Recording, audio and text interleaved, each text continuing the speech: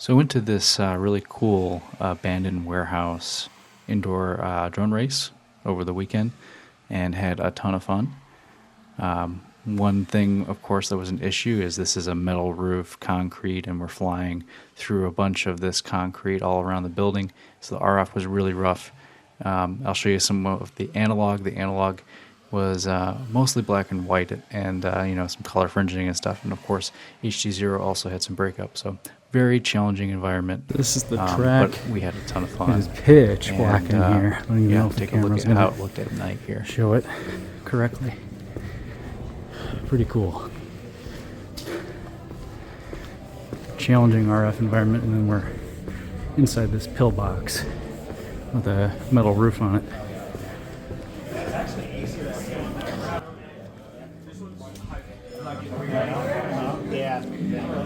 Yeah, we're ready. Well, we got Jamie and Wells. Of course, I had the HD0 goggles, and I've got all these antennas elevated. I kind of turned this into a HD0 antenna crown, and then I've got the rapid fire here for the analog signal. And then we think we had like 26 pilots. It was quite a bit. Now here's our analog. This is what I was describing. The analog has a lot of like color loss and a bunch of wildness to it. And then this tunnel here was crazy, super hard to get through. We were kind of like moving where we were sitting and pointing patch antennas at that back wall, trying to penetrate and get whatever little signal we could out of there.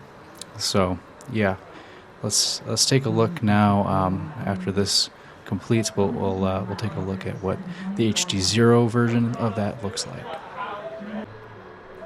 Here we are with the HD0 version, and what you'll notice right away, we have color.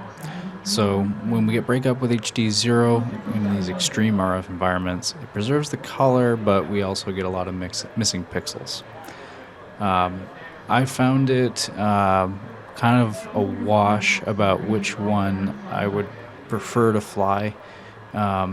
I found it helpful to be able to see the colors and to have the image not warping on me, but I also found it very difficult at the same time to fly through the kind of the screen door of missing pixels. I felt like I had maybe a bit of an advantage at very, very dark nighttime, where I could see very, very well. This is the Nano V1 camera, and both the Nano V1 and the Nano V2 have very, very good low light performance. Here we're gonna go through the tunnel. Like, look at this. Like, you just barely get through there. In the future, they're gonna change these events so that we're not flying in this middle area here. Instead, we're gonna be flying out in the open area. And this is what that would look like if we were gonna fly in the open area without all these obstructions. We'll still have like bouncing from the metal roof, but the signal is a lot more workable. You can see how well this camera is doing in basically a no light situation. The only light in this building is from the LED lights that are on the gates and some of the other spotlights. It's pitch black in there. I'm really looking forward to what the 60 FPS 540p mode that enhances penetration will do for an environment like this. When we use less bandwidth, it's less likely to get affected by interference and bouncing and stuff like that, and should significantly improve the image that I'm seeing here. I'm going to guess that I might see something like half or maybe even less than half of the amount of breakup. That's what I'm guessing. We'll be going from 27 megahertz down to 11.5 megahertz.